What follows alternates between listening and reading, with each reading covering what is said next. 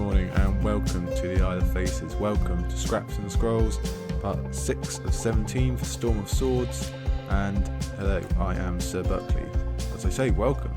You are joining me on a rather sunny English day. Storm Dennis has appeared to leave us. In its wake, maybe he will return. Thank you for the kind thoughts, by the way, of people worrying from across the sea about these storms. Do not fear, I always enjoy anything called Dennis, whether it be Menace or Duffy.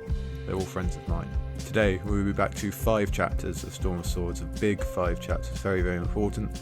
Before I get to those, minor housekeeping today, not a lot to go through. I'd just like to say a continual thank you to everyone who's still purchasing the Castles of Westeros book, people still giving it ratings, reviews. You were all very near and dear to my heart. The sales are still going strong. I think we must be closing in on 3 months now since release, so that's lovely. If you want to go and have a look at that, I'd always very much appreciate it. It's near and dear to my heart, even if the writing is done.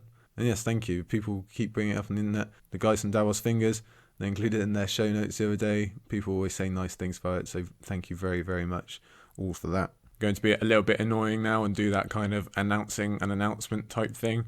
Later this week, there'll be 2 announcements about the Isle of Faces and future episodes. The first one, kind of been hinted at before. If you were listening last week or possibly the week before, you might know about that. The other announcement, probably a larger one overall, I suppose. Our patrons, they already know about it. That's gone up on our Patreon page. But for the public, that'll probably be coming this week, maybe the week after. And some interesting news about future developments on the Isle. So keep your eyes on the God's Eye horizon, please. And before we get going with the main shows today, I'd like to welcome a new patron, Lady Raj, Mistress of Horse. So fantastic name, first off. And she has been kind enough to become a Jade Branch member. That's an $8 level for our patrons, so that is very, very much appreciated. Thank you, thank you, thank you. Hope we can prove worthy of your generosity, and if any of the rest of you out there interested in becoming a patron, you know where to go, where to have a look.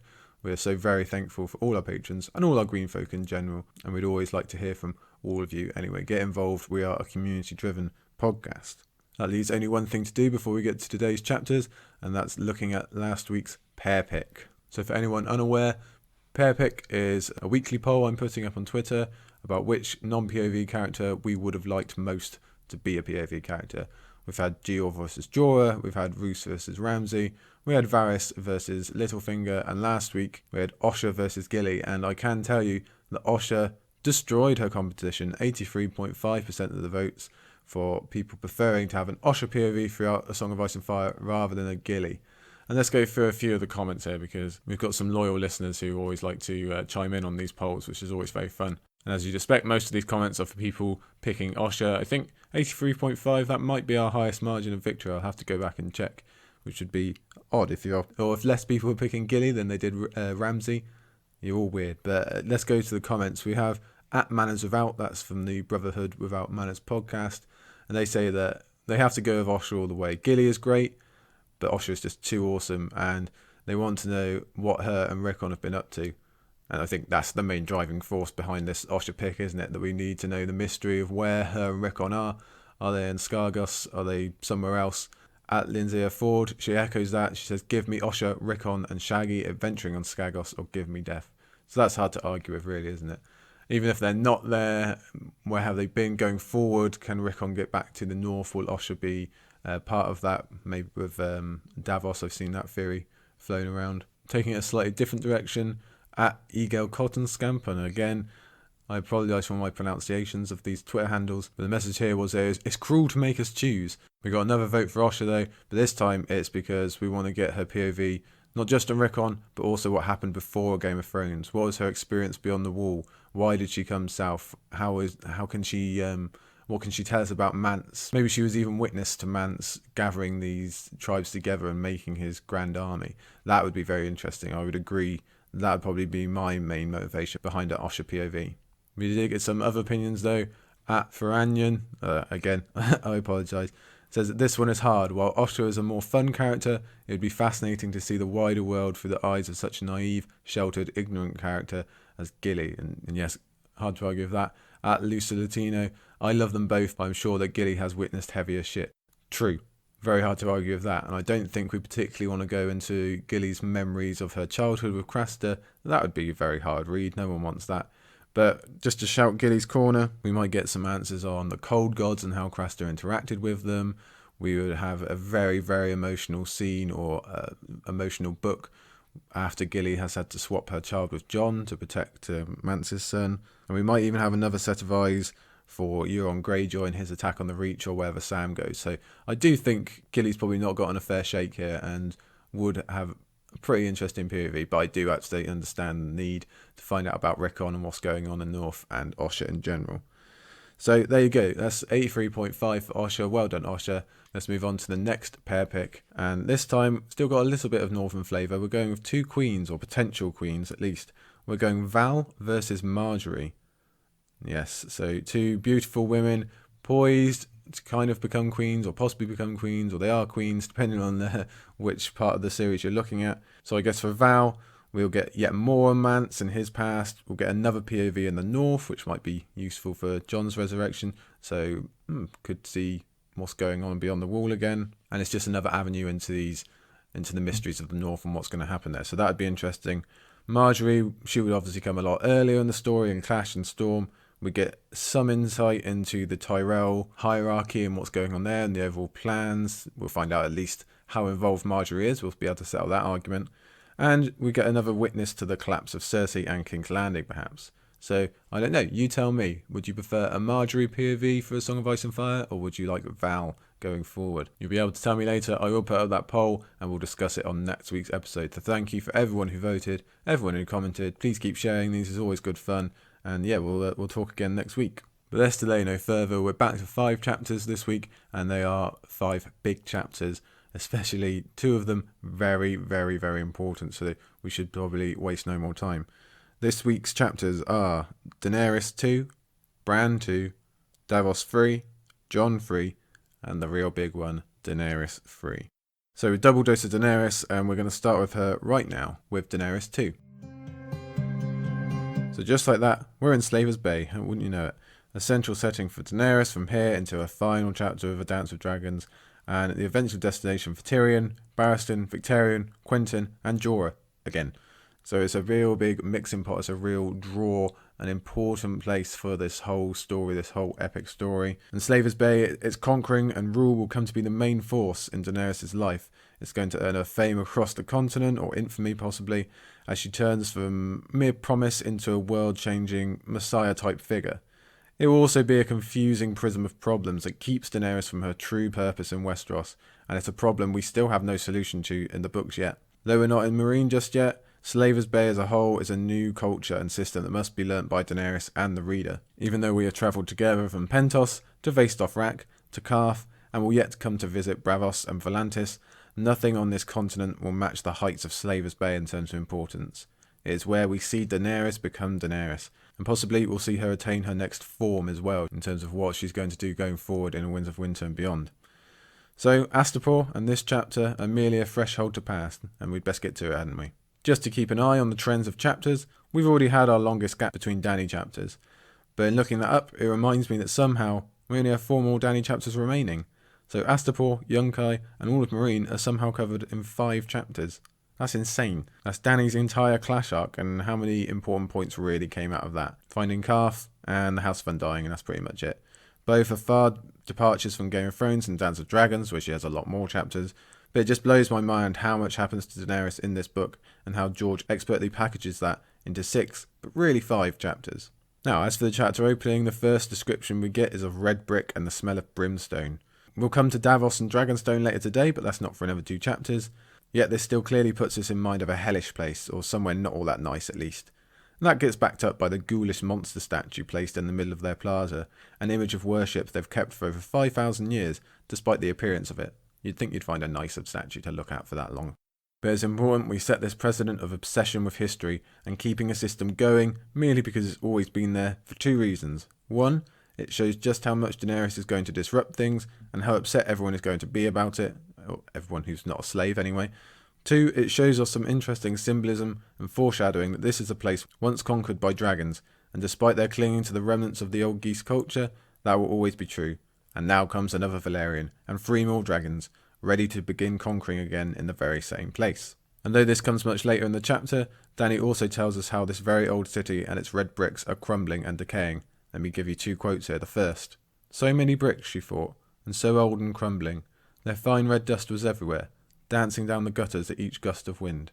And then later we have this: "Another gigantic harpy stood atop the gate, this one made of baked red clay and crumbling visibly, with no more than the stub of her scorpion's tail remaining. The chain she grasped in her clay claws was old iron, rotten with rust." So while we are yet to truly visit the 3 cities in the narrative, we as rereaders can see that Astapor is clearly behind the times.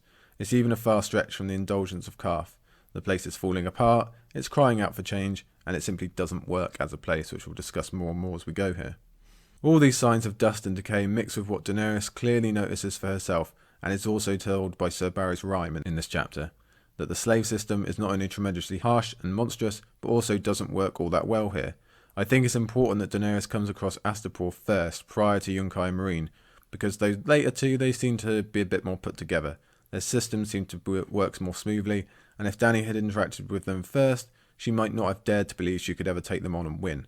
As it is, she comes upon failing Astapor, where the harshness against the slaves is so obvious in the slavers' actions, and the blood of the slaves is so fast it is washed into the bricks. The signs of what she must do now are clear. We get this imagery of the red bricks again and again in every corner of the city. I think to show that slavery exists everywhere here, Astapor is slavery, either as imprisonment or as a business, again telling us how disruptive Dany's actions are going to be. She's going to affect everybody here. It's not just kind of the slave quarter of this city, it's the whole place.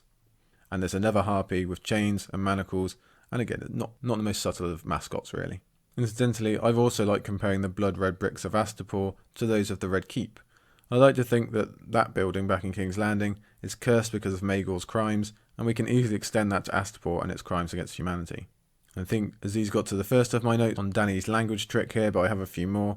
And even though this comes across differently in the books to the show, obviously, it is no less brilliant. It's no less satisfying to see Kraznys knowingly make an ass of himself in front of Dany.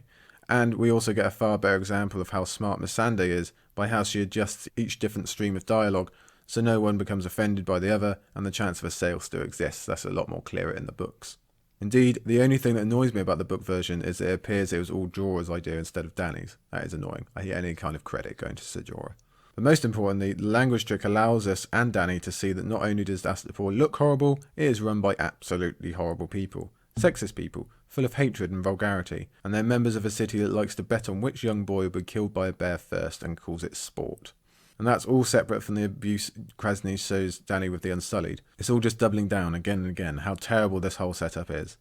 We speak often of how George likes to create characters with depths and with 2 sides to them. Not so with Kraznys. He is one of the one-dimensional, the decidedly evil. And George likely paints him this way because he is destined to become the first public display of the killing power of dragons, and he really wants us to enjoy it. We are still a far cry from Hosea in Dance with Dragons and that kind of moral argument. We don't really have to argue ourselves here. Before much of Kraznys' putridness comes on display, we learn a whole heap about the Unsullied, and crucially how the system, economy and production of slaves, which again is this city's main focus, is absolutely horrific. Within just a few paragraphs, we are told that the Unsullied are kidnapped as children. Indeed, many of them are still children now, these ones that Daenerys is looking at. They're treated to barbaric training that kills 66% of them, and that's, don't forget all the poor newborns and puppies included in their training, the ones they are made to kill. They are made to get hooked on a painkiller drug, not allowed to keep any name or identity, are stripped of their emotion and connection to others by the newborn and puppy killing. They're made into eunuchs and denied relationships of any kind, and are basically dehumanized in every way possible. We generally nearly run out of crimes to lay at the feet of Kraznys and Astapor. This is dehumanizing at its very best, the turning of children into walking weapons and leaving them nothing resembling a human life. The death and abuse of children is such a large theme on both sides of the narrow sea, and I've already mentioned Hosea into the conversation, so it is going to come full circle. And let's not forget, Dany has also witnessed Arya's fate back in Game of Thrones, and I was hoping I wouldn't have to say that name again, but here we are. And it's Game of Thrones I think about most when reading this scene, just given Ned's constant grieving for children lost to war. I think that's where the children theme comes through strongest back in our first book. There's just so much collateral damage as well. 1,000 Unsullied are presented to Daenerys in this scene, but we don't see the 2,000 of their group that would have died during training, or the combined 2,000 slave newborns and puppies at the completion of their training, just to make this happen. And I link that to Varys in my mind because Okay, we see Varys and his secrets from his spy networks. We even get a little glimpse of his birds at the end of Dance, but we don't see the countless mutilated children that have come before and likely perished since. So that's a connection I keep making in my mind. It also stood out to me more in this reread, the diversity within the Unsullied ranks. I'll give you this quote. More than half had the copper skins and almond eyes of Dothraki and Lazarene, but she saw men of the Free Cities in the ranks as well, along with pale Carthene, ebon-faced Summer Islanders, and others whose origin she could not guess. So I had definitely forgotten there were a high number of Dothraki among their number, showing the vicious cycle that even slavers can fall prey to slavers. But this also goes to show that children have been stolen from all over the continent and beyond.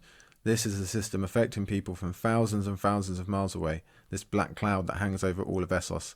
Again, it tells us how far-reaching Dany's actions are going to be. Put plainly, this is just evil at its very highest.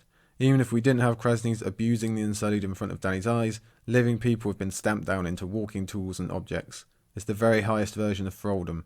These are dead men walking, living one of the cruelest existences imaginable, where they survived a horrendous childhood, only to be treated as expendable. It's unsurprising that Dany wants to rid the world of this system, and becomes this messiah figure in the process. Now the Unsullied and their training and all of this is presented in such a casual manner, and in the manner of a pure business transaction, that I think it is meant to be shocking to both the reader and Daenerys, again getting us to support the fist pump moment that we know is coming soon. But I think it's meant to hit Daenerys particularly hard because back in Game of Thrones, she was part of all this. Her desire to return to Westeros drove Khal Drogo to capture and sell the Lazarene, some of whom could have easily ended up here in this hellish existence, for all we know. Unfortunately, I'm not sure it's ever present in the text that Daenerys makes this connection. Just as unfortunate, Dany doesn't make the connection that her faithful bear is in full support of the trade that supports all these crimes, and that he presumably knew something of their training methods when he suggested Daenerys come here. Barristan will have to remind her of that a little bit later in the chapter, and it's really important that we all remember it.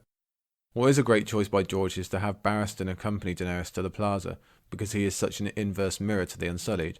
Like them, Barry lived a life of servitude. He is allowed no sexual or romantic relationship. He is expected to die if the order is made. But he is obviously nothing like the Unsullied in any way, because he chose that life. That life comes with honour and prestige, and most importantly, Barry is still a human. He also makes some concrete points about whether the Unsullied are truly brave or not if the element of pain has been removed from the equation, and I have to say I agree with him on this point. I've never liked the inclusion of the wine of courage, personally, and Barry likely thinks it cheapens the whole idea, of which he has given so much of himself to over the decades. The second part of Barry's conversation is a lot more practical and reminds Daenerys what her actual long-term goal is here, which she's going to be doing more and more as we go on. I'll read you this quote. "When the day comes that you raise your banners, half of Westeros will be with you," Whitebeard promised. "Your brother Rhaegar is still remembered, with great love." "And my father?" Dany said. The old man hesitated before saying, "King Aerys is also remembered. He gave the realm many years of peace. Your grace, you have no need of slaves. Magister Illyrio can keep you safe while your dragons grow." Unfortunately, Barristan still can't quite broach the subject of Aerys' true nature, so his point falls flat because he can't have an honest discussion about the state of Westeros and their relationship with House Targaryen. Instead, he's forced to try and go back to his mission of getting Dany to Illyrio, but as we know, that mission is all but doomed now that Dany has seen these horrors, and Barristan rarely raises it again after this. The conversation with Barristan later continues with Daenerys having to examine her own relationship with slavery, but unfortunately, not on the terms of the Lazarene that we mentioned a moment ago. I'll give you this quote. "Better to come a beggar than a slave," Arstan said. "There speaks one who has been neither." Dany's nostrils flared. "Do you know what it is like to be sold, squire?" "I do. My brother sold me to Khal Drogo for the promise of a golden crown." Now this makes for a really interesting conflict within Daenerys. On one hand, she knows exactly what it is to be sold as a slave, and what that does to a person. On the other, she knows what being the beggar king did to Viserys, and on this occasion she announces if she was going to either become her brother or put someone else in the same horrible position she was once in, she's going to choose the former. And that's tough to swallow because we all love Daenerys, but it's worth thinking on. And if we're going to talk about Barristan still weighing up the Dany versus Aerys debate, perhaps we should put stock in this quote. "I have a dragon's temper, that's all. You must not let it frighten you. I shall try and remember," Whitebeard smiled. "I bet you will, Barry. I'm sure you will try and remember that. Probably should." So before Daenerys returns back to her ship, we have this last little bit of this negotiating period. I'll read you this quote. "The good master has said that these units cannot be tempted with coin or flesh," Dany told the girl. "But if some enemy of mine should offer them freedom for betraying me," and it goes on, So Daenerys is being so clever here, and we have to assume she's already trying to figure some way she can gain the Unsullied without actually buying into the transaction process. Specifically, she's asking about freeing these poor souls. And I don't think it's coincidence that she asks this question directly after she finds out about the Unsullied having to kill newborns. That seems to be the final straw, as you can understand. And directly after this is when she starts weighing up how many she can buy.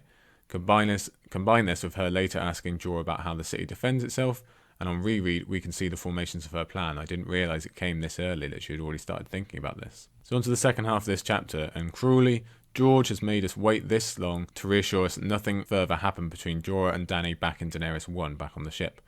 Just as cruelly, it appears that Daenerys cites Jorah's stolen kiss as the reason for her reawakened sexuality, which is just too... I don't want to think about that. To cheer us up, Dany does go through all the reasons why it's wrong for Jorah to presume, as she puts it, which is an incredibly kind way of putting it, to be fair. You could use a lot nastier words than presume. And we can see why she's not hoodwinked at all. She knows he did it despite him being her subordinate. She knows it's creepy that he's so much older. And critically, she knows he did it without her consent, so we can at least rest easy in that respect. Let's go into a bit of the conversation between Jorah and Dany here. I have another quote. "Eunuchs made of brick, like the rest of Astapor.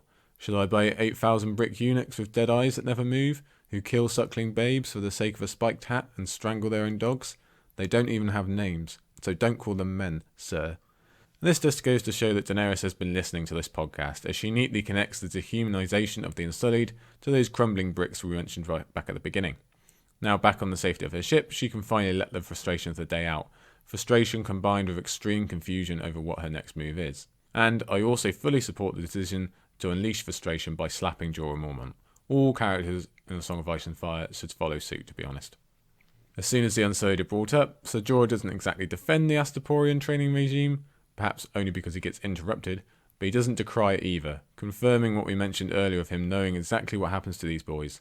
Indeed, he's happy to pass it all off as necessary, as blood on the hands for a final goal. And I think Aziz got to my note on Jorah making a weird connection to the sack of King's Landing here, and I just find it incredibly creepy when he talks about the sack, as if it didn't really have any effect on him, but he just knows that this is an argument that might work on Daenerys.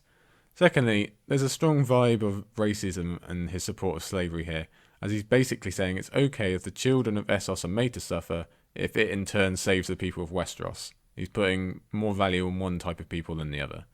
It's redundant to argue whether a sack or the Unsullied training is a worse atrocity, although it is worth mentioning that the Unsullied casualties are 100% children as opposed to a sacking, but either way the message is clear. Jorah cares very little for any of them, and he wants Daenerys to forget all she's seen of Essos as soon as she leaves, because that's certainly what he'll be doing. He'll just forget. Luckily, as mentioned, Daenerys has been looking for another path through all the chapter, a path that no one else would dare to dream of. And don't you worry, because we will be talking about that at the end of the podcast in Daenerys' next chapter. And from there, we're going to take a very, very far trip. Might be one of our furthest trips, chapter to chapter, in this whole book, actually. We're going all the way up north, right into the heart of the north, to visit Bran II. This is the most Isle of Faces focused chapter in all A Song of Ice and Fire, so we'd best pay attention. It's also a very different chapter than the one we've just been through. Daenerys is all about the crumbling dust and horrible atrocities and everything going on the other side of the world, whereas this chapter is a much more fairy tale type chapter. We get nice imagery at the beginning, we get a lovely story, a nice fable from Mira. It's very different. And the point of this chapter is the incredibly important, incredibly teasing story that I've just mentioned that Mira tells. But before that, there is the famous meeting with the Liddle man, and before that is the extended opening sequence, specifically painting a picture of the wild north slowly falling to autumn and winter. As we said in Bran I, this is the clearest picture we ever get of the deep north outside Winterfell, and George wants to make it clear that they are far from the beaten path now. I think it's that idea of being in the wild and away from the standard that allows us to have this huge meta story that is really being gifted for no other reason than George wants to throw us a big, tasty, but still teasing, bone. To coincide with the feeling of being in the wilderness, Bran moves our attention into the unknown mountains along the western side of the north, those unmapped and with families who really haven't been brought to our attention just yet. This way, we at least know a bit more of their existence for when Stannis adds them to the war in A Dance with Dragons, and it's our first mention of Bucket's Wall since Ned had his fever dream back in Game of Thrones. And it sure is handy that Bran happens to mention these lesser known families and mountain clans just before they run into one of their members. This also serves as a certain relief to the pain Bran has left behind. Though we know the clans are not exempt from their own form of politics, they can be seen, especially by Bran, as more pure northerners set aside from the politics that have consumed the main families and burnt Winterfell to the ground. It's good for Bran to believe that not all is lost in the north, and that some are still loyal to the name Stark and all they have stood for. This will be a recurring theme through the chapter. It's a smaller note, but speaking of Bucket's wool, also puts us in mind of the Tower of Joy and the past of the previous generation of Starks, just in time for this tale of the Night of the Laughing Tree. Speaking of Starks gone by, when Bran and the others take refuge with the little man, the main purpose of the conversation is a reminder of the peace and stability that the Starks have maintained for thousands of years, again telling us that not all the North is in political turmoil just yet, and again setting up why they would care to follow Stannis in A Dance of Dragons. To continue with this political theme, the little man gives us an update on the two sides of the North, with the Boltons in the east and the Ironborn in the west. It's nothing that even first-time readers wouldn't have assumed, but seeing as we don't have a POV actually interacting with the North until A Dance of Dragons, it's an important update. We know that Ramsay has relocated to the Dreadfort and is aware that he needs to locate Bran and Rickon, giving us just a bit of that danger on the horizon we've had so often in Arya chapters and in Sam's debut. And now we also still know that the Ironborn are hanging around in the Wolfswood. At first, I thought this may have been those who abandoned Theon trying to make their way back to the sea, but now it occurs to me it might be Asha coming out of Deepwood Motte on her way to Winterfell to search for Theon's body, as we'll find out about in Feast of Crows. I also wonder if Ramsay eventually ends up convincing himself that Jon did take in Bran and or Rickon at this time. I'm not sure that line of thinking ever gets followed up on or covered in Theon's dance chapters, so it's worth thinking about. Here's a quote. "I'm paying good silver for wolfskin," a man hears, "and maybe gold for word of a certain other walking dead." Okay, we know what he means here, but it's a pure choice of phrase in these times, and the Sam chapter we just had, walking dead. Don't call them down upon you, little man. And this little man, he also has a really intimate knowledge of what's happening in the Night's Watch, seemingly more than anyone else in the North at this time, and I'd love to know more about how he knows that. So Mr Liddle, as we'll call him, he covers the past, he covers the present, but when he leaves before Bran wakes, he also covers the future. By showing his kindness and hospitality, his own version of the lessons of the Starks, leaving them food, while obviously not going to tell anyone of the fact that Bran is alive or his location, Mr Liddle reinstalls a sense of hope and goodness in Bran that's reminiscent of his final viewing of Winterfell and Clash of Kings. This quote proves it. One day there would be Starks in Winterfell again, he told himself, and then he'd send for the Liddles and pay them back 100-fold for every nut and berry. So these are the kind of things you can bet your bottom dollar are going to raise their head again by full time. And though Bran says Starks, not I, will be back in Winterfell, it does go to show that Bran still has a strong connection with the inhabitants of the North that his siblings do not, at least not yet. Bear that in mind for later. And before we get to this main point of the chapter, the big tale, Bran sees an eagle and wants to try and warg into it. And at this point, first-timers still know very little of the rules of warging, but the fact is an eagle is obviously connected when we've already seen another warg be linked to that particular animal. Though George obviously isn't trying to trick anyone that this is a Rel already making his way this far south, he might fool a few into wondering whether Bran will come across a Rel later and finally meet another warg, considering they are both moving closer to the wall. We have another quote from Jojen here. "There are no knights in the neck," said Jojen. "Above the water," his sister corrected. "The bogs are full of dead ones, though." I say this merely because it's nomination for Badass Line of the Day. It's Meera taking some pride in her homeland, and I really like it. Maybe we should start talking about this story, though, as it is, like I say, the main point of the chapter. It's a wonderful introduction into the fact we're going to be settling in for this long story by being reminded of old Nan, and George reaching through the page to give us a nudge about how much we all like stories, and specifically how we all like to read them again and again. Definitely, you can't accuse George of not being aware of his reader base. So as Meera begins to tell Bran about this hero from the neck, from the Crannog lands, we have this quote. "No," said Meera, "but he could breathe mud and run on leaves, and change earth to water and water to earth with no more than a whispered word. He could talk to trees and weave words and make castles appear and disappear." So I'm sure there's an actual reasonable explanation for all of these. I'm sure the reeds know how to use reeds to breathe from underwater, for example. But either way, I definitely want to know more about them, and this quote teases me, I'm willing to admit. Jojen gets into the conversation with this quote. "Or not." Jojen's face was dappled with green shadows. "Prince Bran has heard that tale 100 times, I'm sure."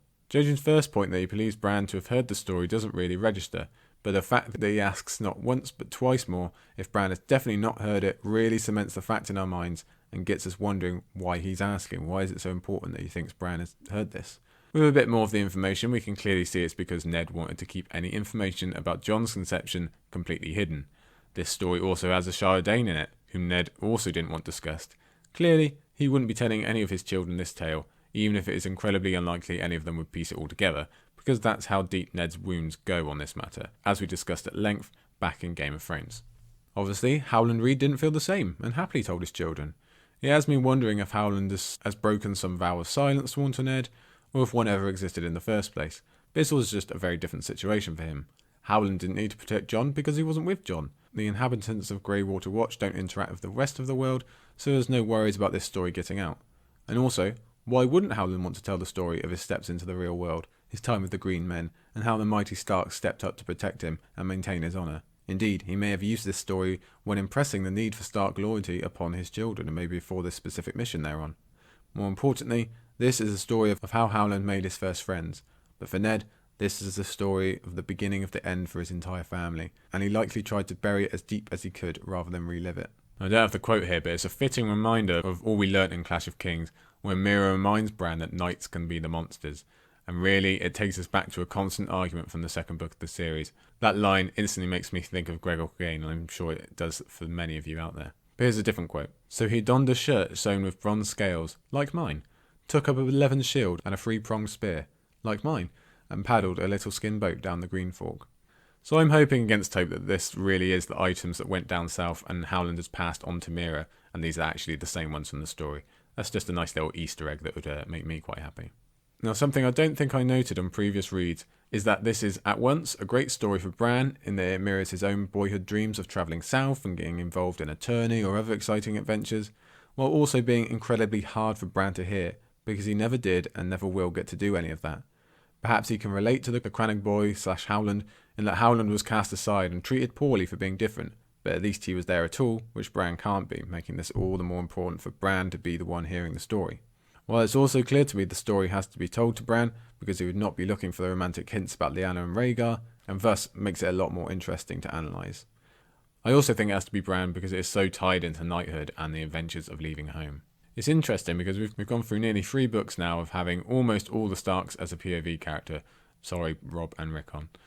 So to find out that we're getting a story about the older generation of Starks through the lens of someone who is not a member of the family is really cool. I think it's such superb structuring by George that the first interaction Howland has with one of the Starks is Lyanna protecting him and helping him out specifically because he is her father's man. Essentially, it is exactly what the Liddle man has just described about the days of old, when the mighty Starks protect those sworn to them. A quote from a bit further along in the story. While the last attended a knight with 2 towers on his surcoat, a sigil all Crannogmen knew well. The fray, said Bran, the phrase of the crossing. I don't think George had to make the antagonist in this story a Frey to make it work, but it definitely ties into the book we are currently in, with the Freys about to turn into the ultimate villains for Northmen who have come south. Now, I've always thought it very clear that Lyanna was the Laughing Knight, so I'm not going to go too deep on any discussion about the identity, but I do think it's laid out pretty clear, personally. We also get a very clear timestamp when the story talking of both Aerys and Rhaegar being present at the tourney, which we now know meant Rhaegar wasn't able to drum up enough support to take on his father.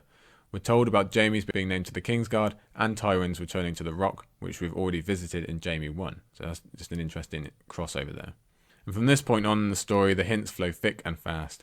We first have Lyanna crying at Rhaegar singing, establishing an original connection, and note that she riffs slightly with Benjen about this fact, and that leads me to think Benjen will wait until after the war, but we can trace his motivation about the Night's Watch back to around this time, I think, as he's got to my notes on Benjen here. And then the fact that Rhaegar is sent after the Knight of the Laughing Tree only to not find anything. I think we all agree the idea is that Rhaegar found Lyanna, was so impressed with what she had done by entering the lists, etc., that the line between them finally sparked, and then would wind up sending the world into chaos. And interestingly, the bit Meera leaves out is the bit we know about from other sources about Rhaegar bypassing Elia and going to Lyanna instead, despite the huge publicity of such and the fact that Elia was already pregnant at the time, I think. Again, this is the plunge, the moment when all the smiles died, and we can imagine Ned referring back to this as the moment everything went wrong. So there was this private moment between Lyanna and Rhaegar, and then the very public one. They both add up to one thing, Robert's rebellion. And just like that, the story is told and gone, and Bran really doesn't reflect on it too much going forward. Yet for obvious reasons, it remains a fan favourite, and I'm sure Aziz did a much better job of me breaking down the whole story, but I think that's his arena rather than mine. So let's move on to third chapter of the day. We're going down to Dragonstone for Davos III. Like Daenerys' chapter, and maybe Jaime's first two also, Davos had 2 chapters to return from the dead and get put in place for its actual Storm of Swords arc, which is sorting out Dragonstone and becoming the angel on Stannis' shoulder opposite Melisandre's devil. But as much as this is the beginning of that next section for Davos, it first returns to something very similar to Davos I. It's the other side of the coin, if you will. Where Davos was stranded on an island, his whole world reduced to a few feet of rock, he was utterly trapped, awaiting death and soaked in cold. 2 chapters later, and he's stranded in a cell, his whole world reduced to a few feet of rock, he's utterly trapped, but by comparison, he's cosy and warm. At least he doesn't have to smash crabs open anymore. We could even say that Davos wouldn't have got through this stay in his cell without that first stop on that island back in the Blackwater Bay.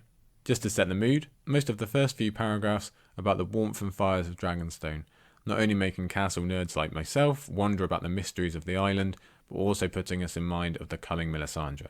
In fact, Davos' cell is literally half in light and half in darkness, again painting that picture of Davos and Mel prepping to go to war over Stannis' soul.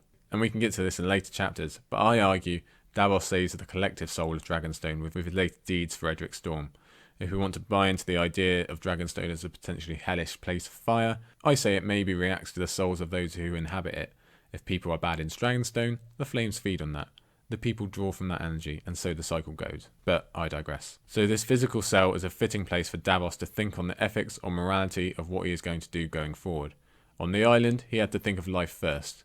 Now, in a place that could be seen as a grave down in the ground, it could make Davos think of supernatural laws as he sits in a place directly linked to human law, and by which I mean as cell, and as a room close to the fires of Dragonstone, which could be incredibly important in the war for humanity. And that creates a nice link in that it makes sense we see the man who will turn Davos towards the north and his destiny sitting in that room that could be connected to all this supernatural stuff. And it's 2-pronged attack there. We've got the human structure of law and the supernatural structure of fires fighting the terror of the ice. Another similarity between this and Davos I is fever, something that will come up again throughout this book, most notably with Jaime. The rock of Davos I gave Davos his fever, but Dragonstone and its people take it away. It's tough for first-time readers to realise that Stannis has ordered Davos taken care of, not only hinting that Davos won't have to stay overly long, but also that Stannis has a soft spot when it comes to his onion buddy.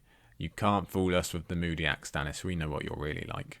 Davos gives us hints of how much of a people person he is in this chapter, with how he reads the Golas and ascertains the one's love for the rats, which is a nice humanising touch from George. We haven't seen too much of that from Davos so far, other than his friendship with Cresson, his respected nod from Courtney Penrose, and interactions with Salladhor Saan, but it is going to be a much bigger part of his arsenal going forward in this book as he gathers men for his Edric mission, and definitely going into Dance with his role as Hand. It's worth noting that Davos does stumble on his mental path when he considers the possibility of ending up like Sir Hubert Ramton and feeding the flames. And to be fair, his instincts are semi-right, as another resident of the cells will be burnt later on in this book. For a few moments he goes back to Sea Rock Davos, thinking he would be far more aligned to a death by water than fire. Then, as if thinking of fire can summon her, Melisandre makes her entrance into this book. Let me read you the quote. Davos felt a queer flush come over him. He glanced up through the bars, and there she stood, in shimmering scarlet with her great ruby at her throat, her red eyes gleaming as bright as the torch that bathed her. It's worth looking at this opening sentence, seeing as the characteristic associated with the physical descriptions of the cell so far also match Melisandre. Most enticing to the reader is that Davos can feel her arrival, a hint of her power perhaps. Or, with benefit of reread, we can wonder if her high body temperature actually changes the room. As a reminder of our original introduction and questions about her, he also notes the ruby. The fact that it's gleaming, as it did when Cresson died and beneath Storm's End, only heightens our awareness of someone quite unusual walking onto the scene. Red eyes are also mentioned, and that always makes me think of Ghost as well. And that's interesting given that Ghost and Melisandre might be interacting quite a bit in Jon's resurrection. Critically, Davos does not refrain from telling Melisandre exactly what he seeks in the form of Devon and Stannis, although maybe we should note that he actually lists Stannis first. It is these two that have dragged him back out of the sea, and because it is Davos he can only be straightforward, which is critical when it's Melisandre who holds all the power over his fate. As if to solidify that point, Melisandre proves it by threatening to remove Davos's lamp, instantly putting her step forward in their conversation, and has already proven that her champion fire is indeed important to Davos. I'll give you the quote. She lifted a hand towards the torch in the wall sconce. This is all that stands between you and darkness, Onion Knight. This little fire, this gift of R'hllor. Shall I put it out? No. He moved to the bars. Please. He did not think he could bear that, to be left alone in utter blackness with no one but the rats for company. The red woman's lips curved upward in a smile. So you have come to love the fire, it would seem. It's important we view this interaction both as rereaders and as first-timers, because the two viewpoints are incredibly different. By this point, for first-time readers, all we really know of Melisandre is that she semi-killed Cresson and used incredibly dark magic to kill Courtney Penrose, and probably Renly by extension. Oh, that, and she burns people alive. Considering Davos has been locked up like those people who get burned, and now she's being a knob about taking his fire away, we can forgive first-time readers for really hating Melisandre at this moment. But for rereaders, we now know that Melisandre's true purpose is to save humanity, and her ultimate goals for Stannis are aligned with Davos's. She's using these following moments and the metaphor of the flame to tell Davos what she can provide for humanity, what she intends for R'hllor and Stannis to give humanity, whilst not making herself completely vulnerable to him. Mel has to be suspicious too. She can't risk losing Stannis to just anyone. I mean, it is still a little harsh to toy with the lamp in this manner, but we know she has a purpose behind it. And again, as the conversation goes on, Davos sticks to truth and virtue, even if it means angering this woman who holds his life in her hands. He tells her he doesn't believe her, he names her evil, and he downright rebukes her when she suggests him coming to her chambers to make another shadow assassin. It's all just another step to painting Davos as the angel of virtue and righteousness that he'll continue to be on Dragonstone. Even when Melisandre mentions Guncer's sunglass to remind Davos and us of the potential danger for our POV here, he holds firm. It also goes to show that Melisandre is a big picture type thinker, so much so that the horrible burning of multiple people does not present a problem to her. And that's one of the lines of thinking that won't change with her POV in Dance with Dragons. She's committed to the bottom line, in the same way that Varys is, meaning she toys with her own line of evil, which is a funny comparison when you think about it, considering Varys' views on magic. And it's important that Melisandre's strength of conviction is reaffirmed here, given the coming storyline of Edric. The reader has to know she will absolutely go forward with burning a teenage boy alive if she thinks it will help her cause, making Davos' own storyline and efforts all the more critical. Here's another quote from Melisandre. All your life, Davos Seaworth? As well say it was so yesterday. She shook her head sadly. Again, a throwaway line on first read, but now it really inflames the idea that no one knows how old Melisandre truly is, as well as trying to gain the upper hand in this discussion. It's almost like an older sibling citing greater knowledge of the universe because of their extra years on the planet. Melisandre considers Davos' meagre time with the Seven not nearly enough to bring understanding of the war of light and dark that Melisandre is aware of. Another interesting line here. Do you think I crossed half the world to put yet another vain king on yet another empty throne? Bah! This always gets me wondering whether she came to Westeros specifically for Stannis, or she figured out he was the one she could manipulate, or as I frequently think to myself, she came for Dragonstone itself. I just don't know, and I need to know. Another quote for you here. One is black, the other white. There is ice and there is fire, hate and love, bitter and sweet, male and female, pain and pleasure, winter and summer, evil and good. So like we said in Bran II, it's been a while since we've had any fire and ice stuff, but now it's coming along 2 chapters in a row. Interestingly, Mira painted opposites as 2 things that can mix and interact, whereas Melisandre argues that there is an eternal balance where they will remain separate and opposite. It'll be interesting to see if she remains with that worldview the longer she's with Jon, and if she comes to believe ice and fire must come together, will she find out that Jon is already that perfect mix? Will she champion pairing him with Daenerys, or will she consider herself the fire to Jon's ice? In that same vein, there's this quote. On one side is R'hllor, the Lord of Light, the Heart of Fire, the God of Flame and Shadow. Against him stands the great other, whose name may not be spoken, the Lord of Darkness, the Soul of Ice, the God of Night and Terror. This is obviously getting way ahead of ourselves, but continuing the discussion of Daenerys and Jon, and I am incredibly excited to see Melisandre interact with either Daenerys and all the dragons. I just want to note that.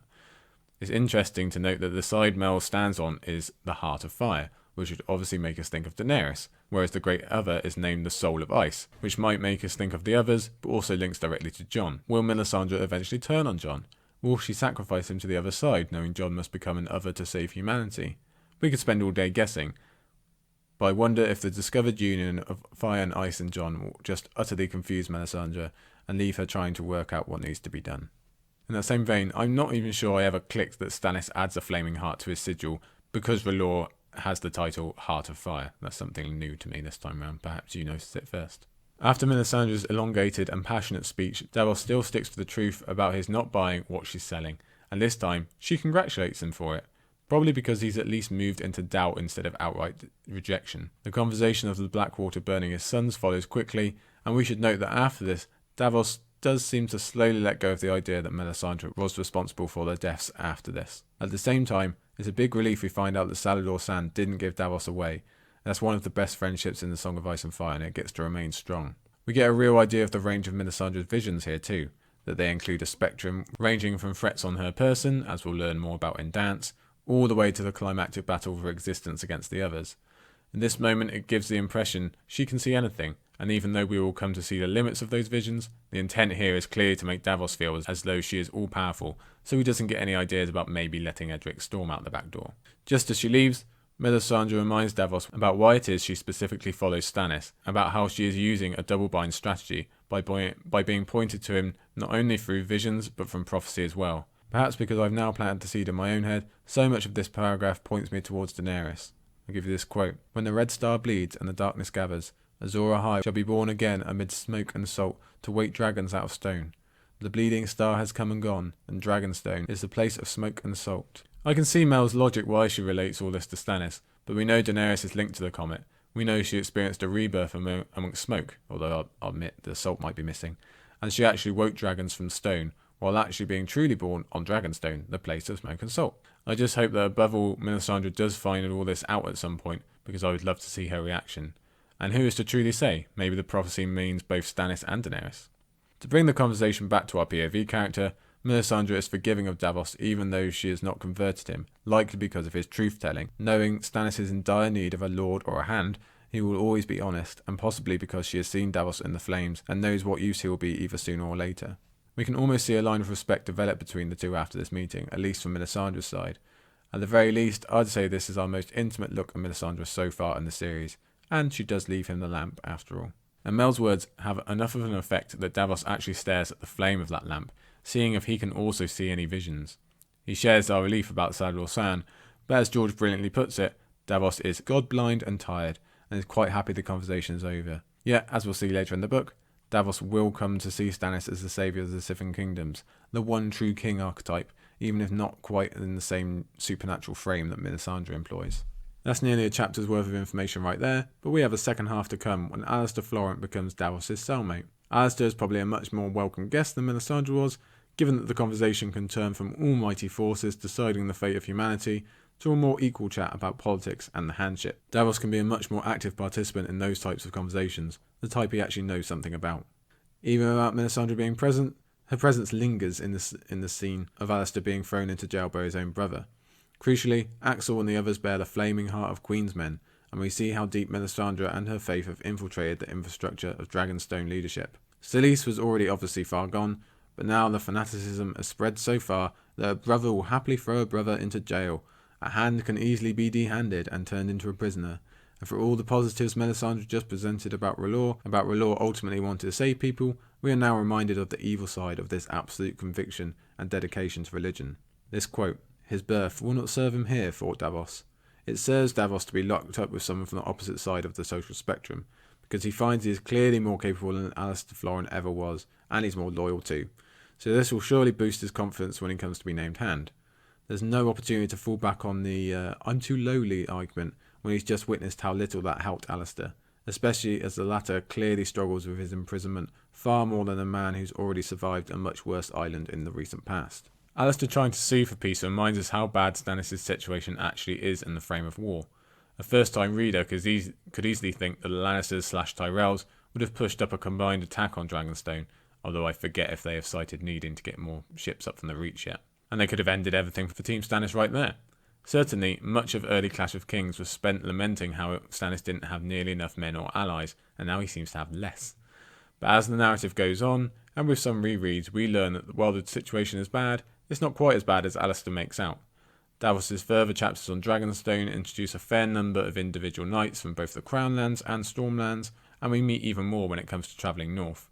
So while the Florents remain the largest name attached to Stannis, and can claim a larger percentage of his supporters than anyone else, they are far from the only friends left to him, as Alistair claims. While it's hardly ever brought up past this point, we heavily discussed at the time that Stannis' letter was effective for inspiring loyalty, and we see that effect now. When Alistair finally spills over the terms offered to Tywin, we learn a lot more about his personality and what he was personally looking for in the deal. I'll give you this quote. "I am his hand, the hand of the king. How can I be a traitor?" This is our first quote of interest because Alistair clearly believes that by right of his title as hand, he simply cannot be a traitor because his position makes him all-powerful. It's in the definition, in the job description. It's an interesting line given that Tyrion, a former hand, will later be accused of being a traitor, and Ned Stark was a hand labelled as a traitor and beheaded for it. And many believe Barristan Selmy will come to betray Daenerys and wins, and he's acting as a hand of the queen type figure in Dance, so that's all connecting there. Clearly, Alistair is wrong in this assumption, especially because he does not consult Stannis about his plans, as Davos quickly sniffs out, likely because he knows they would instantly be shot down. The privilege of Alistair Florent comes into play again here. He believes he should be allowed to do what he wants as hand, because he is hand, a far cry from Davos' theory on servitude. And yet, having said that, Davos will come to disobey in his own way, so it makes for an interesting conversation. In this same paragraph, Alistair slips up by saying my terms, not Stannis's, forgetting that it is Stannis fighting this war versus Tywin, not Alistair Florent. And he also mentions he would need Salladhor Sand just to get the message to King's Landing. So clearly, not official, not on both board, and not sanctioned by Stannis. Another quote. "I vowed to do the same, for the return of Brightwater Keep and all our lands." So this is the real kicker. Sure, Alistair makes sure Stannis gets to stay as leader of Dragonstone, but it's clear what he's really seeking is his wealth, his privilege, and his social standing back. It was all fun and games when the Alistairs looked to massively profit. Not so much now, so Alistair wants to quit the table and get his opening bet back. Oh, and he's willing to sell Shireen to do it, ensuring that Tywin will always control Stannis from this day on, while the Florents will head back down south, at the complete opposite side of the continent from both the rage of Tywin or Stannis, we should note, and hope to be forgotten about. It should also not be ignored that what Alistair is buying for Stannis, i.e. the Dragonstone that Stannis already has, would only be temporary as Tommen would come to inherit it later, whereas Brightwater will remain with the Florents forever. And it's worth noting at this point, don't forget, Tywin has actually already given away Brightwater Keep to the Tyrells, so just keep that in mind. The other irony is that Alistair claims he seeks to reclaim lost honour and find an honourable way to admit defeat, but again he is really only concerned with himself. Stannis has publicly declared Tommen as a bastard of incest, and as Davos is naturally aware of, allowing Shireen to marry such would either signal Stannis as a liar or a man who doesn't mind incest, neither of which would ever be acceptable on any level. As we said, Davos will come to his own decisions on acting against orders for Stannis' best interest, but the key difference is that Davos never seeks to do this in order to better himself. He has the war in mind, the overall, and he maintains his grip on right and wrong, refusing to be swallowed by politics entirely. Essentially, we get this incredibly clear lesson on how not to be a hand shortly before one of the most deserving men in the series inherits the title. And that is Davos III. So for a 3 down 2 to go, I'm going to take a quick break here just to give 2 shout outs to the fandom at large. The first I want to know, I'm sure you all know, Girls Gone Canon, the podcast, the wonderful podcast, guests of the Isle of Faces once upon a time. And I'm sure if you're listening to this, you're always definitely already consuming their content. I only mention now because they have started a new POV. If you're not aware, somehow, the girls are going on a reread through each POV, and they've just started Jaime. So I think they've just released Jaime 2 over the weekend, and I only mention because not only is it fantastic content, as always, very, very funny and informative, but it obviously connects quite well with this kind of area we're looking at with the first couple of Jaime chapters. So that might be worth having a look and just connecting over there. Second shout out is to the boys of Davos Fingers, because they've started dropping hints that a Song of Madness is coming. Hashtag a Song of Madness, the bracket that they run every year. And again, I'm assuming 99.9% of you are aware of how this works. If not, go and have a look at their Twitter feed and just look at past instances, because it's a really fun kind of tournament, kind of a thing that a lot of the fandom gets really into. It's very fun, and if you're not already involved, please make sure you are at this time whenever that starts. I personally cannot wait. I flex my fingers as I tweeted to them. Okay, so that's the shout outs done. Let's keep going here because we're already on the long side, although I did warn you about that, to be fair. So let's restart by going back north for Jon III. So far in Jon's Storm story, his focus has fairly been on trying to stay alive and his mission and spying on the wildlings. Those don't disappear in this chapter, but a new element joins centre stage as his relationship with Ygritte moves in from the perimeter to the main, and Jon's path becomes far more tangled. Most notably, the events of this chapter are the beginnings of his true ties to the wildlings, massively influencing his Dance with Dragons arc, but also adding an entirely new, much more emotional depth both to Jon's return to the Night's Watch and the battle for the Wall. Jon's already started his journey with Ygritte, but he takes a big step here, or a big splash maybe, into probably the last thing he expected to find above the wall, a relationship. Stating that this step is a huge part of the person Jon becomes is ridiculously obvious. But none of that really matters because Jon has to say goodbye to Ghost in this chapter, making it the most hated of all the Song of Ice and Fire chapters, because I cannot handle pet goodbyes in any way, shape or form. Before that, we begin with the scene of Jon thinking about the stars, and it's another great inclusion that doesn't add up to a whole bunch really, but it goes to show both the difference between the wildlings and the Northmen, and they're really just different shades of the same people. We've not had much of a chance to talk about this yet, but a Northman is much more similar to a wildling than a Dornishman, for example. It's important to get this in early in a chapter where Jon and Ygritte are going to form that bridge between wildlings and the Westerosi. And I tried to delay it there with that little thing about the stars, but already, straight away, we are pushed into Jon's farewell to Ghost, which is a nice connection because he's just been thinking about Arya in conjunction to Ygritte, and Arya also once had to say goodbye to a direwolf, though luckily Jon doesn't have to resort to throwing stones, which I would not have been able to bear if he had. I would have had to throw the book away. So it makes sense that Jon is already feeling a bit anti-Starky in this chapter in his thoughts on stars and how deep he's already fallen into the wildling culture. He is about to lose the most Starkiest thing there is about him, after all. If we saw Jon's hidden black cloak as his remaining tether to the Night's Watch, then he's just had to say goodbye to his tether of being a Stark, everything he's been a part of since birth. Immediately, we see how down Jon is about the prospect of losing Ghost. He's 100% down on his mission, on what he should have done at the Fist, even his abilities as a warg. So much so, he tries some straight up speech instead of creepy warg stuff to get his message across to Ghost, and I think it's kind of beautiful that Ghost simply springs away as any animal would, leaving both Jon and the reader to wonder if he heard the message, or if he's just being a puppy who smelt something.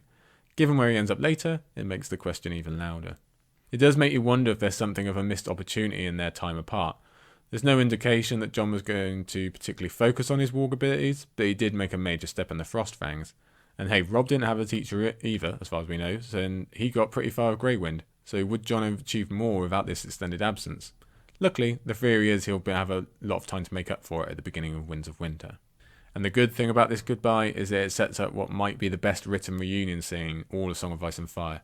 Definitely one of the most beautiful and most important for impact on plot, but we have that to look forward to in like 70 chapters time or something like that. So while Jon doesn't actually move in this chapter, and the main plot points are around Ghost leaving and his relationship with Ygritte developing, I think the main reason for this chapter's inclusion is the constant evidence that Jon is falling further and further away from his mission and his identity, in a death by a thousand cuts type way.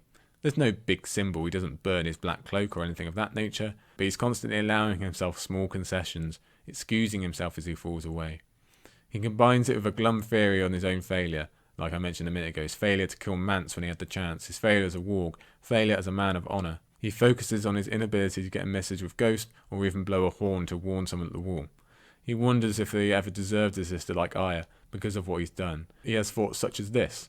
For wildling raiders, he thought, like us, like me, or ones that sneak up on him like, I was a man of the Night's Watch. Was, he heard himself say. It's as if it's sneaking up on him how natural his new life is becoming, but he also gives very valid reasons why. In his mind, they are all just excuses. We see this continue much more strongly with Ygritte, when Jon stands tall in the face of human temptation, only to find he is actually very human himself. This incredibly relatable line sells it best. Even my father stumbled once, when he forgot his marriage vows and sired a bastard. Jon vowed to himself that it would be the same with him. It will never happen again. It happened twice more that night, and again in the morning, when she woke to find him hard. Again, Jon is trying to excuse himself by stating that even the great Eddard Stark did the same, but as the chapter progresses, he is going to care less and less as he and Ygritte become more and more passionate, and find that he really has no moral defence for how far he's fallen. Slowly but surely, Jon falls harder into the wildling life, such a huge part of his character development and arc, but all of that pales in comparison to what he finds with Ygritte, that perfect little bubble in the cave that is such a far cry from the life of servitude that will become Jon's. Compare this to the Jon we find in Dance with Dragons, lamenting that he will have just one lot until the end of his days. This right here is the memory of pure happiness that he will remember, making this an incredibly important and beautiful chapter. Without it, Jon's eventual decision to tear himself away from all this, and his discovery of Ygritte's body at Castle Black, doesn't hit as quite as hard as it currently does. Though we don't have no Catelyn chapter this week, we can easily imagine Robb having some of the same thoughts when he is distraught over Bran and Rickon, only for Jane to appear in his arms, and thinking of the vow to the phrase, the promise he would never break, maybe just a kiss, and away we go. These are just teenagers after all. Just because they are massively important to the wider world doesn't halt the charge of hormones. While Jon is certainly slipping further and further, His famous powers of observation are still putting in work. I love the detail of the cave opening to the north so as to be hidden from the wall. It really shows off how entwined the wildlings are of their own geography. More importantly is Jon paying close attention to the inner dynamics of the joint leadership between Ster and Jarl. It's an indictment on how the loose power structure of the wildlings can have negative consequences, especially in a passage where Jon goes through the more regimented yet still individual style of the different Night's Watch commanders in terms of how they like to send out their patrols. It's the same Jarl has to perish so early, because it would have been real interesting to see them actually come to blows if things have become difficult later on. On the one hand, we can see why Ster would be annoyed at the apparent nepotism of Mance, but on the other hand, Jarl is actually skilled enough to back it up, making his death all the more of a shame. Here's a quote. "So we're between those two, are we?" Jon kept his face carefully blank. "How many crows remain within the castles?" asked Ster. 500 at Castle Black, 200 at Shadow Tower, perhaps 300 at Eastwatch. Jon added 300 men to the count. If only it were that easy. Importantly, Jon has retained enough of himself to realise roughly where they are along the wall, and to give some semi-false information in the hopes of throwing them off. Unfortunately, Jarl, the leader that Jon ironically far prefers, calls him out on it, and Jon is forced to lean harder on the whole deserter personality to get out of a potentially dangerous situation. But Ster's reminder that they will discover the true numbers soon enough heightens the tension again, as we recall that Jon cannot keep up the pretense forever, and eventually the branch will break. From there, Jon goes on to talk to Ygritte, and we get some interesting quotes. Here's the first. "You know nothing, Jon Snow. It went on and on and on. There are hundreds of caves in these hills, and deep down they all connect. There's even a way under your wall. Gorn's way." And I think Aziz might got to some of this, but I'll repeat it for you here. I'm truly obsessed with the idea of Gorn's way, and specifically the idea that these tunnels might link up with the Winterfell crypts in some way. Will the dead travel through them, surprising everyone as they pop up in the middle of Winterfell? Will our last heroes use them as an escape from a Winterfell siege of the dead, cutting back behind enemy lines to deal with the problem at the heart of winter, or maybe even connect back to Bran? Even if the tunnels don't connect to the Winterfell, I love the idea of us seeing them used one day. It's just one of those things I am itching to find out about. Like the stars at the beginning of the chapter, the difference in details on the tale of Gorn and Gendel show how similar and yet different people on either side of the wall are. It's also another two sides of the coin situation. Jon sees them as the villain to be beaten back in the defence of the realm, whereas Ygritte idolises them as folk heroes. This is a real key difference that the two would probably never agree on if they cared to sit down and talk about it, but they find a much more interesting activity to pass the time with in a few minutes. So this kind of one-on-one impasse will have to wait for a few more chapters yet. And just another note on these tunnels, maybe Ghost could have got through that way. If I'm betting on anyone to sniff their way through, it's a direwolf. And another throwaway line from this little bit here about Gorn and Gendel. This comes from Ygritte. "There's naught to eat in the dark but flesh," she whispered, biting at his neck. I just want to point this line out because, geez, Ygritte, maybe just keep that one to yourself, perhaps, considering. But anyway, what follows this unbridgeable division in culture and viewpoint is a physical and emotional union that makes all that other stuff seem like old stories no one cares about anyway. Before they actually get down to the act themselves, there is a very important moment of vulnerability for the both of them. And I should say by now, Jon and Ygritte are alone in this kind of cave within a cave, this secret chamber they've found. As Jon notes, it is one thing to do everything beneath the furs, where passion and touch take over, but it is another to truly present oneself to another completely bare, and especially at a point where they clearly care about each other. It's a relatable moment in anyone's life as a teenager, but for Jon, who has long been told to wrap himself in armour, it's especially important. For all we know, this is the first time Ygritte has made such a sensual gesture as well. Where Jon's identity is still truly the black cloak of the Night's Watch, and Ygritte the white fur of the wildlings, both sides have been forgotten for a little while so they can meet in the middle. As emotional as this moment is, and it really is superb as a moment in a really very short love story, it is made all the more relatable and sweet to us in the kind of awkward but passionate fashion in what occurs next. Again, for all the overall troubles, they are just a pair of horny teens at the end of the day. And as heartwarming as this union is, and again it's incredibly sweet and endearing that the two end up falling in the water and laughing their way back to passion again afterwards, immediately after all that comes a reminder that they still come from very different backgrounds and have very different, very cemented positions on certain ideas. In this case, it is Ygritte explaining and defending the practice of girl stealing, something that will never sound right to Jon. She has this quote as well. "Women who bed brothers or fathers offend the gods and are cursed with weak and sickly children, even monsters." So I think Joffrey, it's probably your turn to stand up there. As well as getting some Craster backstory, which is a good way to remind us about him, seeing as he will be returning to the page in a little while, Jon is this close to being sobered up in how strongly he opposes this particular worldview before hormones come in for a second act and they end up back in the water, leading to this ending of a beautiful passage. Let's not go back to Ster and Jarl. Let's go down inside and join up with Gendal's children. I don't ever want to leave this cave, Jon Snow. Not ever. I think it's worth noting that Ygritte is as loyal and passionate about Mance's cause and the plight of her people as Jon is about defending the wall and the lands beyond. This exodus really, truly means something to Ygritte, and yet for the first time the pair come up with the idea of leaving both sides entirely, of taking the third option of it just being them together, alone and happy without any of the responsibilities of their two different sides. This end sentence is incredibly important, and a major step for both characters in my opinion, and really marks the step over from sexual games to a truly intimate relationship, where both of them respectively are nearly enough to tempt the other to abandon the other side. Nearly. As we know, that never happens, but they will always have this cave. We've already discussed the cave being brought up at the moment of Ygritte's death, but this moment is so major, so treasured and brilliant, that if we ever see the dreams of a dead Jon prior to his resurrection, I would absolutely be shocked if his mind doesn't return him to this cave and the singular moment that might be the best of his life. So let's change up from bittersweet and loving to awesome and brilliant as we travel back to Essos for Daenerys III.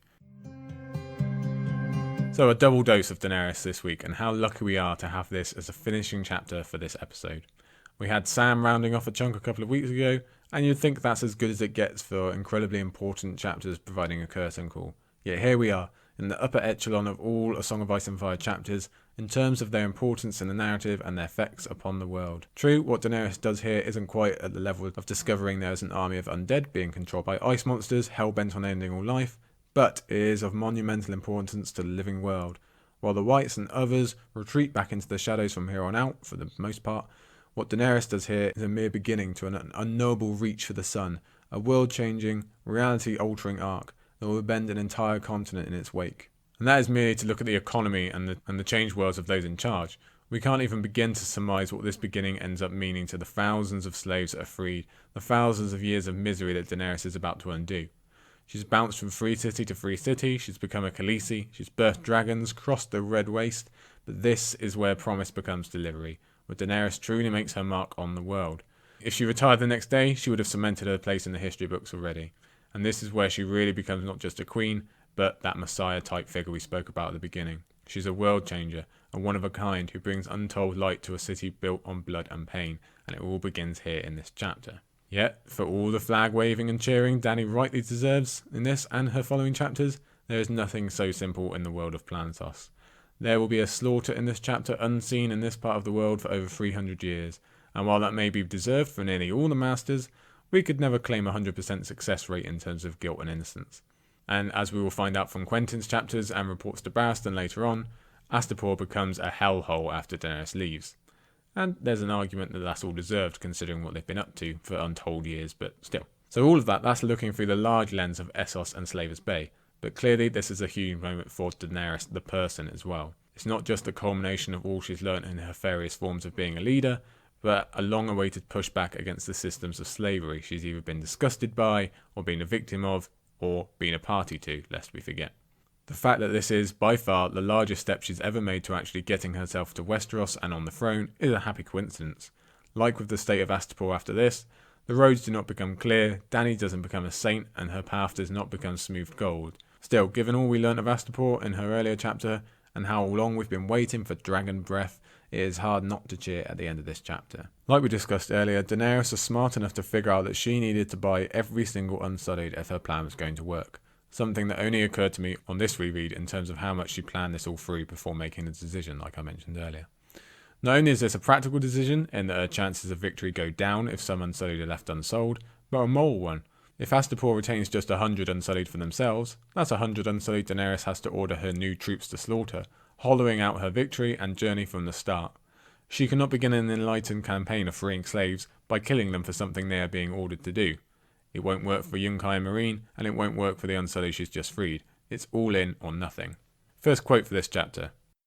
Gold in my purse is better than gold in my future. So that's coming from the assembled masters as Daenerys has this little negotiating period at the beginning. And luckily, Daenerys knows exactly how to play these fools because she is no stranger to greed, and knows if she dangles the right price in front of them quickly enough, no one will stop to think what danger that could leave them in, because again, this city and its slaves masters are so entwined with the idea of how it's always been. Astapor has been this way for thousands of years. What would be the chances of them being present on the one day it all changes? It doesn't even enter their minds anything could go wrong. In a few minutes, they are going to be cartoon characters with dollar signs in their eyes, just as Dany planned. We can even see from the discussion of the slavers that their one concern isn't for their safety, but that bad reviews in the future might hurt their profit margin. I'll give you this quote: "If they fail in the field, they will shame us. And even if we cut 5,000 raw boys tomorrow, it would be 10 years before they are fit for sale. What would we tell the next buyer who comes seeking Unsullied?" And in fact, what heals over that rift is the promise of profits now instead of later, like that quote says. In classic style, they actually ask for even more than Daenerys is already willing to overpay for, showing that there really is no limits for some people. We can see how eager they are to pull a fast one on Daenerys when stating that she doesn't have enough at all. "Sufficient to be buying one of the thousands," the good master said, with a contemptuous smile. "Yet you are paying double, you are saying. 5 centuries, then, is all you buy." So Dany was offering above market price for all, yet somehow she's ended up supposedly paying double for a product that she had agreed upon price 2 seconds ago. That's the kind of people she's dealing with. If dollar signs in the eye are one thing, then dragon signs in the eyes are quite another. While Daenerys' speaking multiple languages served her well in her last chapter, in terms of getting to know Krasnys, they are put to a much greater use of sensing the tide in this negotiation. She knows when she needs to offer a dragon to tip them over the edge, and she knows that she has them when she does. Incidentally, she also learns Krasnys intended this all along, and just how much they want to fleece her. Once the opening bartering is done and dusted, we come to Daenerys gaining Melisandre as a friend and ally even with all this tension and bargaining. This is all the better for Daenerys as she gains someone who is going to mean a lot to her going forward. While Melisandre isn't quite young enough to satisfy Daenerys' mother vibes, she does allow her to feel like an older sister, and perhaps heal some of that pain of Eorea, and again I have to say that name. But that's still a way off yet, and right here and now in this chapter, we get an example of how useful Melisandre is in the moment, as Daenerys is able to double check all information on the Unsullied, and really shore up her plan, now that her source of information is a slave who would definitely know how the Unsullied think. Most importantly, she learns that the Masters won't be able to retake the Unsullied with some secret code word or mental backup, and she does it within a clever frame that still keeps her true intentions hidden, with this quote: "If I did resell them, how would I know that they could not be used against me?" Dany asked pointedly. "Would they do that? Fight against me, even do me harm?" "If their master commanded. They do not question, your grace. All the questions have been cold from them. They obey." So from Melisandre, Daenerys is given the gift of knowing that she will not fail. This is her confirmation right here. I think as these got to the rest of my notes on Melisandre, so I will leave Melisandre there and get to Daenerys back on the ship and Ser Jorah again. And much like the first chapter today, once Daenerys gets back to the ship, we can see that frustration and worry overtake her again. And that leads to the short railside conversation with Ser Jorah, where she gives us this on Viserys. "He shouldn't have done that. He wasn't just my brother, he was my king. Why did the gods make kings and queens, if not to protect the ones who can't protect themselves?" So Dany straight up vocalises the question that all of Game of Thrones and Clash of Kings strove to answer. Dany leans towards protection and justice in a very Ned-like fashion, and as we mentioned earlier, relates it back to her own experiences and why she needs to stop others from feeling that way. It's hinting that she already has some underlying confidence that this plan will work. She's already planning on how best to use her new power after all. She isn't dreaming of Joffrey dead beneath her feet, or visiting vengeance upon those who have wronged her. And let us remember, she is a close relation to Aerys and Viserys, so this wouldn't have been all that unexpected. Instead, she's striving to make the world better, and we should salute her for it. Unsurprisingly, all of what Dany is trying to convey seems to go right over Jorah's head, because he doesn't seem to be too hot on the protection and justice thing, knowing what that would mean for him personally. To add to that, at the end of Dany speaking, he touches her hair in an intimate way. I bet he didn't hear a bloody word she said. The thinking of how to be noble and well-meaning translates over into Dany's sleep, when she dreams of the only noble Targaryen she knows of. I'll give you this. That night she dreamt that she was Rhaegar, riding to the Trident, but she was mounted on a dragon, not a horse. When she saw the usurper's rebel host across the river, they were armoured all in ice, but she bathed them in dragon fire, and they melted away like dew, and turned the Trident into a torrent. Some small part knew that she was dreaming, but another part exulted. This is how it was meant to be. The other was a nightmare, and I have only now awakened. With the end point of this chapter so mind-blowing, it's easy to forget some of the details within, and this is one such casualty for me. This dream has so many clear comparisons with what we believe to be a possible endgame scenario, it's almost too good to believe George actually included it. The armoured in ice stands out as how the others have been described to us before, and many have said that the final battle, or a part of it, will occur at the Trident, so everything fits here. Most important to me is the end. This is how it was meant to be. I like to think this is a Daenerys confident of her destiny, with all prophecies finally revealed, with her true purpose making her feel as confident, as comfortable as Jaime with sword in hand. In keeping with her thoughts about Rhaegar, a little later on in the chapter she thinks this: I ought to have a banner sewn, she thought, and on it the red three-headed dragon of Targaryen, breathing golden flames, a banner such as Rhaegar might have borne. So mixing that with her dream and the conversation with Jorah, we can clearly see how Dany is thinking of how she should act and is striving to emulate her eldest brother. In terms of forgotten or mismatched moments, I absolutely did not remember that Quaithe reappears in Astapor. I would have guessed it was much later if you'd asked me prior. The questioning of us have to look at Quaithe appearing just after Dany has had a prophetic dream of the ultimate battle. Did she plant the dream? Did the dream attract her? Who knows? In terms of rereading, how much does multiple rereads actually give us about Quaithe over one read? Not a lot. We can theorise about glass candles or something like that now after Feast, but really we've got no different idea than we do here. Still, it's fun to look and have a guess. What Quaithe actually says isn't really the issue. It's nothing Dany hasn't heard before. But if we want to pair it with the dream, we can make some connections, particularly about needing to eventually go north. The Trident isn't the north, but we can look at it as the beginning of the way north, so perhaps it will be a case of Dany dealing with the dead at their most southerly point and clearing a way to the heart of the problem back in the north. Regardless, the idea is that Daenerys will find her true destiny in the true issue of the entire series. And perhaps we can take Quaithe's arrival at this moment as something similar to when the Watcher appears in the Marvel Universe at moments of high cosmic consequence. Perhaps Quaithe knows what Daenerys is about to do, will set her on the path to her eventual destiny, and is here to make sure she goes through with it. When the day actually comes, we begin with this quote. If I look back, I am lost, Dany told herself the next morning as she entered Astapor through the harbour gate. Aziz mentioned my note on the frequency of that phrase being used. But regardless, the quote belies that even with her betrayal in mind, Dany is more than concerned about just how bad this could all turn out as she makes her way through Astapor. She is constantly running the numbers in her head, noting where her best fighters are, and keeping her most vulnerable on the inside of their little travelling band to try and keep them safe. Dany even reverts to her Dothraki clothes as opposed to the Carthene she started the chapter in, possibly to put her in the mindset of the warrior. There's a real sense of the walls pressing in as Dany moves forward, as more and more of the Astapor come out to watch. Even the dragons begin to act odd, with Rhaegal trying to fly and Drogon curling up to merely watch. And remembering first-time readers don't know of Dany's trick, the tension really intensifies as the climax arrives. When we get to the Plaza of Punishment, we have this quote for Daenerys. At first glimpse, Dany thought their skin was striped like the Zorses of the Yoggoth Nye. Then she rode her silver nearer and saw the raw red flesh beneath the crawling black stripes. Flies and maggots. The rebellious slaves had been peeled like a man might peel an apple in a long curling strip. One man had an arm black with flies from fingers to elbows and red and white beneath. Dany reined in beneath him. What did this one do? He raised a hand against his owner. We have more than enough evidence from both this chapter and the previous that this is a place of unimaginable evil visited down on a specific group of people, as we've discussed a lot so far.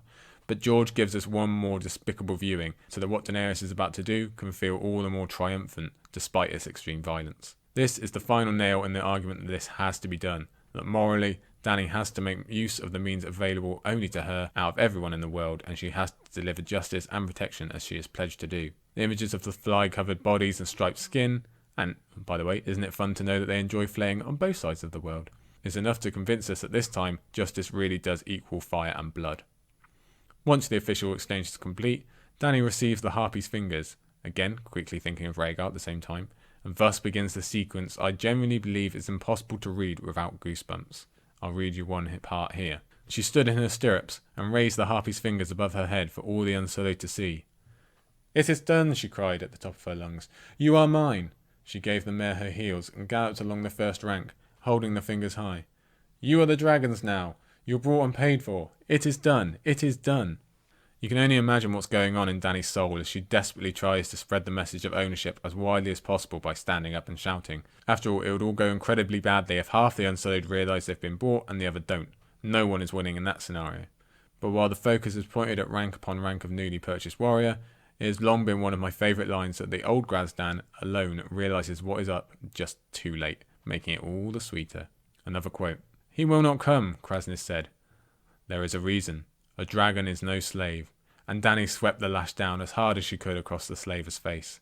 Kraznys screamed and staggered back, the blood running red down his cheeks into his perfumed beard. The Harpy's fingers had torn his features half to pieces with one slash, but she did not pause to contemplate the ruin. "Drogon," she sang out loudly, sweetly, all her fear forgotten. "DRACARYS." Kraznys clearly deserves a swipe with the harpy's fingers, so a master can feel the exact pain that has been handed down to countless slaves. But once that symbolism is out the way, we get to one of the most famous lines in the series, one that has gone through and past the show into pop culture fame. And I love the fact that Daenerys sings this. She sings it sweetly. Don't forget, half of this sweet song is fire, and Drogon does not disappoint. But this is just the bell that tells us the fight is starting. Irri and Jiqui, they release Viserion and Rhaegal, and we instantly see how far they can turn the tide of battle, even without their flame, just by causing sheer confusion and chaos. The cavalry particularly can't handle their horses whatsoever in the face of a flaming beast, giving us a taste of what's surely to come later in Westeros. It's a great note that Aggo is shooting down slavers, regardless of their Tokar fringe, again showing us the levels that these people have created are meaningless. And then it's fire everywhere, Dothraki everywhere, and the knockout punch is being wound all the way back. But everything still depends on the Unsullied themselves, and George allows what is one last moment of tension, and also one of catharsis, when clever Grazdan tries to order the Unsullied to save him. Instead, they don't even give him the honour of eye contact as he dies, proving they are exactly what people like Grazdan made them. Dany knows the importance of this moment instantly. No more winding back, this punch is landing. Daenerys tells them they are to attack, and also to save the children and free the slaves, while also visibly destroying the receipt of their purchase. Her message is clear: you are free, make your choice. The Unsullied choose to join her, and the liberation of Slavers Bay begins in truth, with a now huge, deadly company of Dany's supporters choosing revolution of their own free will. They sing DRACARYS back to her, and the song becomes all the more sweet as the legend of Daenerys Targaryen takes a giant leap forward. And there you go, that is our 5 chapters for today. Like I say, pretty important chapters, a long old episode, I'm sure you'll agree. I won't keep you too long. Let me quickly say thank you to Aziz and Cher, History of Westeros as always. Thank you all for listening, especially to our patrons, but to all green folk. Very quickly, our 5 chapters next time will be Sansa 3, Arya 5, Jon 4, Jaime 4, and Tyrion 4. So we will see you next time for that. Keep your eye out on the Twitter machine for some announcements coming your way soon, and thank you for joining me on the aisle. See you soon.